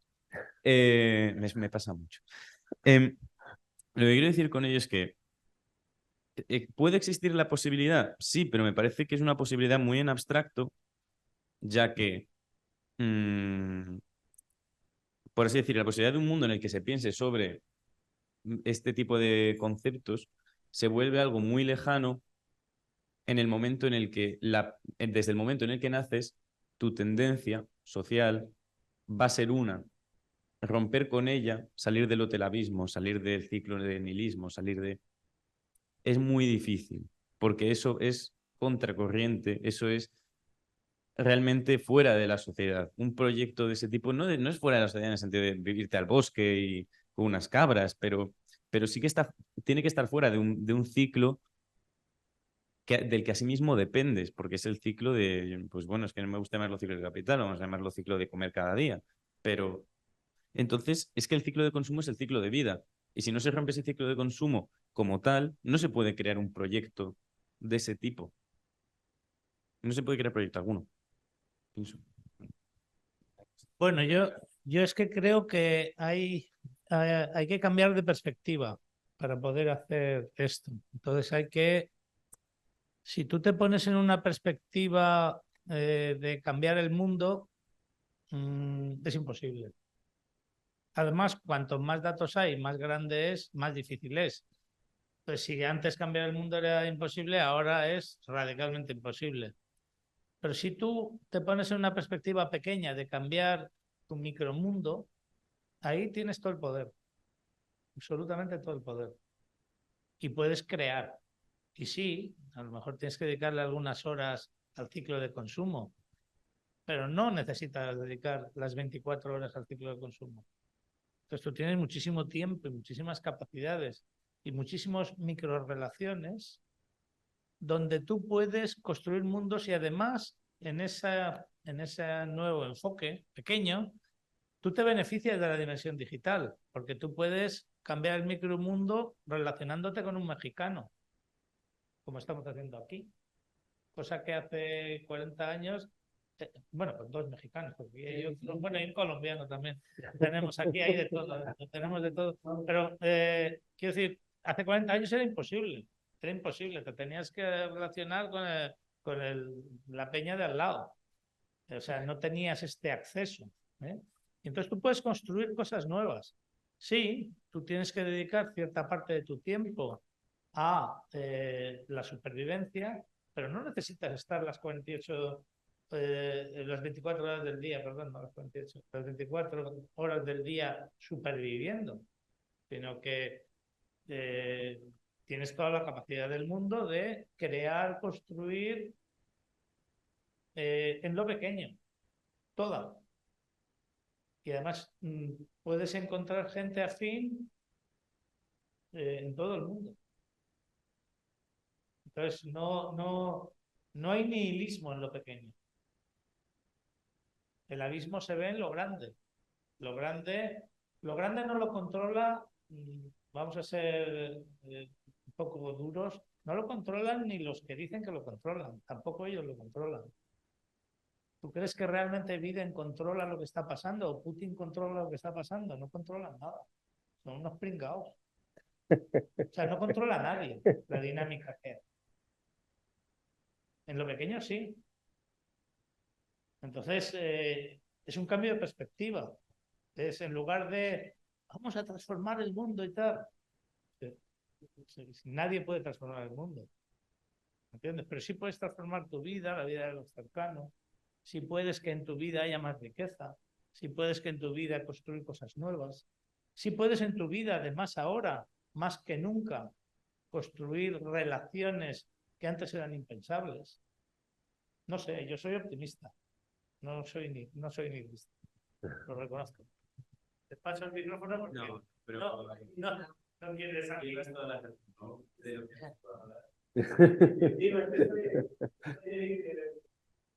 En eso que comentabas sobre el consumo, sobre la producción y cogiendo un poco también lo de los datos y haciendo el comercial de Filosofía en la Red, creo que es parte un poco de lo que hacemos. O sea, al final del día, los datos, así como criticaba a la librería que pudiera dejar a Cervantes de lado, al final del día, como editor, yo tengo que estar viendo las tendencias, tengo que estar viendo las condiciones. Tenemos un bot que nos escribe y evidentemente el bot escribe en relación a las tendencias que yo encuentro. Evidentemente tenemos la parte humana en donde los autores publican libremente, pero tenemos la parte humana para meternos al mundo, pensando en el generar el consumo y en las oportunidades que decías de los estudiantes de grado, qué tenían que hacer. Creo que justamente es meterse al mundo y adaptar la filosofía a esta nueva esfera. Porque si entramos con nuestra torre de marfil queriendo meter a Nietzsche a, a martillazos, pues no va a ser. O sea, al final del día, ¿por qué triunfa TikTok? ¿Por qué triunfan todas estas cosas? Porque divulgan el contenido sin diluir la información, pero al final del día es lo que creo que es la parte importante para transformarlo. Creo que es la parte en donde podemos cambiar ese chip y en donde la divulgación entonces entra en una gran importancia para conjugar. Y ahora sí que evangelizaste a través de la divulgación, ya entonces pingas a algún despistado a la mejor a que se meta el grado y le siga para adelante. Pero si no, mientras ya vas cimentando bases y le vas creando en un reel, en un TikTok, quizá la duda de el dilema del tranvía y qué hacer, o algún dilema de bioética, y en esos 30 segundos que lo vio, se puede quedar pensando sin necesidad de meterle tanta teoría. En la parte de lo que dices de compartir, pues sí, al final del día también la comunidad que tenemos en Filosofía en Red, aquí tenemos un autor también que es colombiano, John Duque por acá, que vive aquí en Madrid también, y tengo la fortuna de convivir con 80 personas de 12 países y es justo lo que comentas, cómo realmente la tecnología, el WhatsApp, te permite estar interactuando con personas de todo el planeta y cambiándolo, ¿no? Al final del día, la comunidad de Filosofía en la Red, la comunidad de Sicomoro, la finalidad de epistemología, en esta comunidad que estamos armando, justamente podemos desde nuestras trincheras incentivar a que se piense desde Latinoamérica, se piense desde España y no estar en esta eterna pelea de Latinoamérica-España, sino todo lo contrario, unirnos, hermanarnos y aprovechar la lengua común que tenemos para potencializar la filosofía en general. Creo que por ahí podríamos encabezarlo. Yo quería, mira, en este sentido, sí que efectivamente el discurso que yo traigo, el mensaje al final que está detrás de este discurso es un mensaje absolutamente optimista. Es decir, es un mensaje que dice algo así como, prepárense facultades de todas las universidades que vamos a meter un hueco, una asignatura, una reflexión de índole filosófico dentro de su currículum. Es decir, tenemos que luchar por eso. Tenemos que dar sentido a toda esta reflexión. Es decir, tenemos que ayudarles a ellos a articular sus conocimientos, tenemos que ayudarles a generar ciencia y yo creo que eso cabe en cualquier, vuelvo a decir, en cualquier facultad, en cualquier pequeño rincón, ¿no? Por lo tanto, mi mensaje es absolutamente optimista.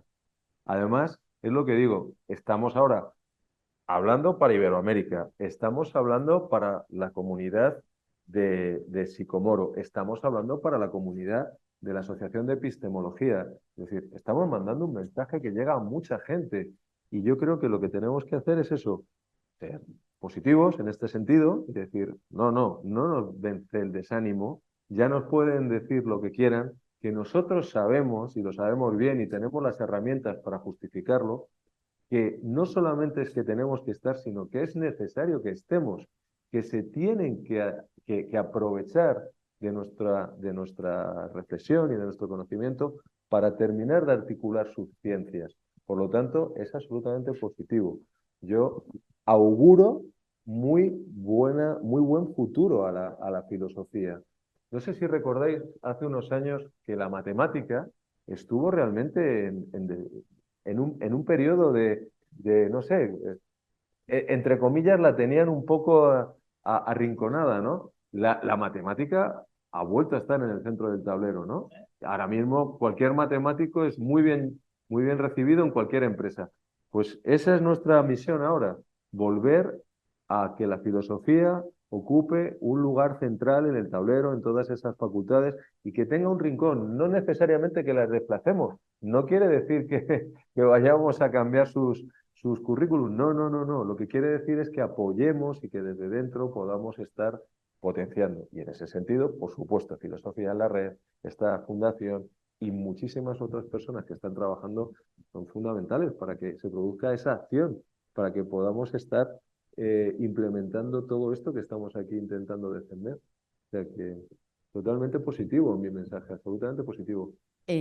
Yo quiero desde fuera de la comunidad filosófica o de filósofos, porque no soy una simple aficionada, daros un poco mi visión. Yo no sé si los filósofos tienen hueco. Ahora, yo veo todo lleno, ahora mismo, en este mundo cambiante, yo veo todo lleno de problemas filosóficos. Totalmente. Yo veo todo el rato problemas y debates, para mí filosóficos, quizá no los sé entender, pero yo veo que la gente habla de la verdad, de que la verdad no existe. En algunos momentos es horrible decir que tú piensas que sí que hay una verdad, con lo cual también hay un problema de debate a nivel social y político de lo que se puede o no se puede decir. Yo veo encima de la mesa puesto qué es ser humano, qué es el ser humano, qué es cómo vamos a ser los humanos luego, que si el transhumanismo, que si más allá de lo humano, o sea, lo ético, o sea, si hay máquinas, ¿cómo van a ser esas máquinas? Si hay algoritmos, ¿qué pasa? Que ya no vamos a leer a Cervantes porque no se vende. Eso es una aplicación de la ciencia. Veo que se habla todo el rato de si la realidad existe o no existe. Es decir, el objeto de la ciencia se pone en cuestión. O sea, yo lo veo todo lleno de debates filosóficos y que de alguna manera vivimos en una visión, hay una visión imperante, yo la veo, una visión imperante del mundo, ¿no? O sea, una cosmovisión a que en algunos momentos yo no estoy de acuerdo y que hay una ducha y un debate y que, por otra parte, a nivel político, pues hay que buscar otras formas, porque estas claramente se están descubriendo, bueno, pues bastante limitadas y que crean mucho conflicto y no nos sirven porque estamos al final de algo. O sea que, no sé, uníos, porque yo veo, bueno, pues muchísima necesidad y que las cuestiones están encima de la mesa. Yo estoy totalmente con Maite, o sea, la percepción de este fin de ciclo o de nuevo comienzo, de ruptura epistemológica o de nueva dimensión en la que estamos o con la que convivimos o con la que vamos a convivir, efectivamente genera un campo absolutamente abierto, inexplorado, virgen, donde nadie sabe muy bien hacia dónde nos dirigimos y qué sucederá por tomar unas u otras decisiones. Por lo tanto, absolutamente de acuerdo. Yo también veo el debate de las fake news, de la desinformación. Es decir, podríamos estar hablando de un montón de temas de sesgo totalmente filosófico que, bueno, pues que tenemos que efectivamente estar ahí y ver de qué manera nuestra aportación tiene sentido y empieza a ser considerada. Por lo tanto, no solo es importante generar espacios como Filosofía en la Red, no solamente es importante fundaciones como la que estamos y nos estáis dando acogida, ¿no? Como aquí en Sicomoro, sino que además es muy importante que esas generen a su vez vínculos, que se creen contactos y que se cree potencia donde todas trabajemos de alguna manera coordinadas, ¿no? Y yo creo que esto es algo muy interesante. Me encantaría además que esto de alguna manera se trasladara hacia Iberoamérica. No sé si cuando vosotros estéis allí podamos nosotros repetirlos desde aquí, no sé, buscar esas maneras en las que vayamos generando cada vez un mensaje más fuerte y más potente.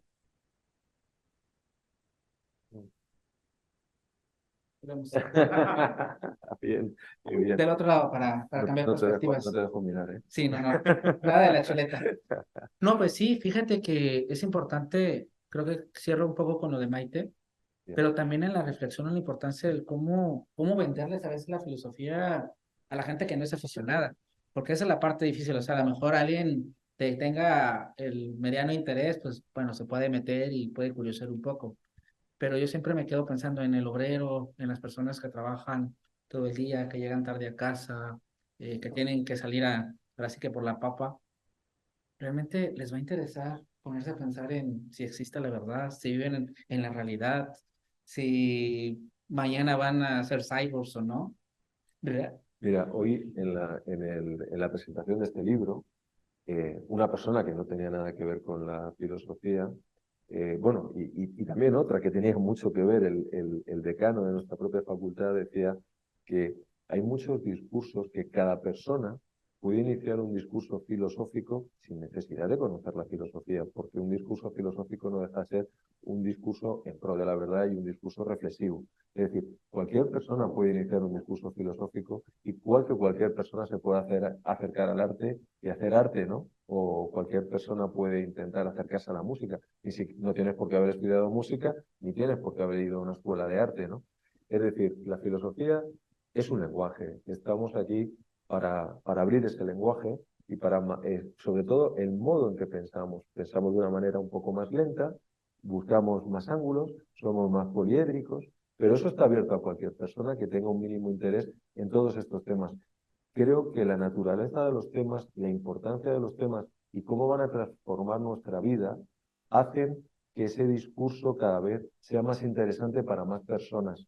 Por eso creo que hay un despertar de la filosofía y creo que tenemos que estar suficientemente vivos para que esto lo aprovechemos.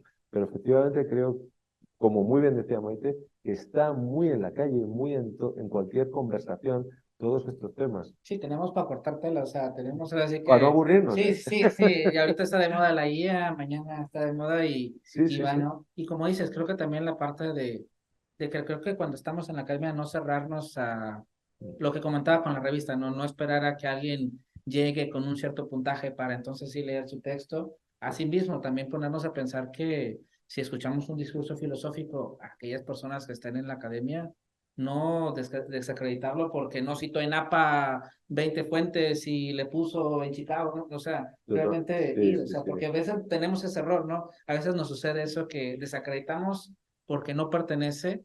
Y por ejemplo, voy a poner claro aquí un ejemplo de John Duque, es nuestro autor, y él se define como autodidacta en filosofía. Y es algo que yo admiro y respeto muchísimo. Alguien que es información formal académica, escribe textos grandísimos, ha participado en grandes debates, y no por ello, pues en filosofía en la red le decimos, ah, no, tú no tienes grado, bye.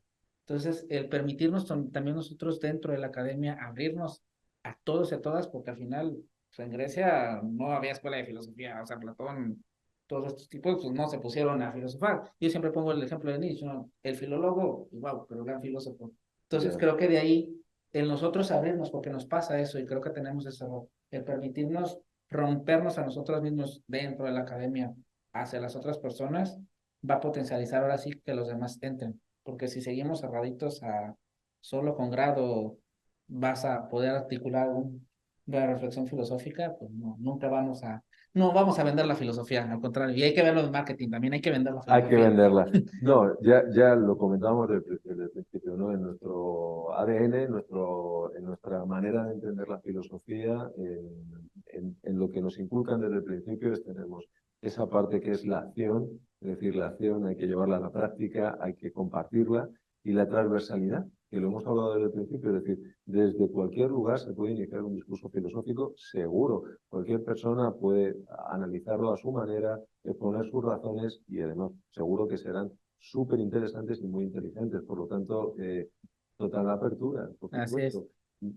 quitemos un poco el formalismo, ¿no? Sí, sí, sí, hay Quitemos un poco el formalismo. que ser rebeldes. Hay que ser...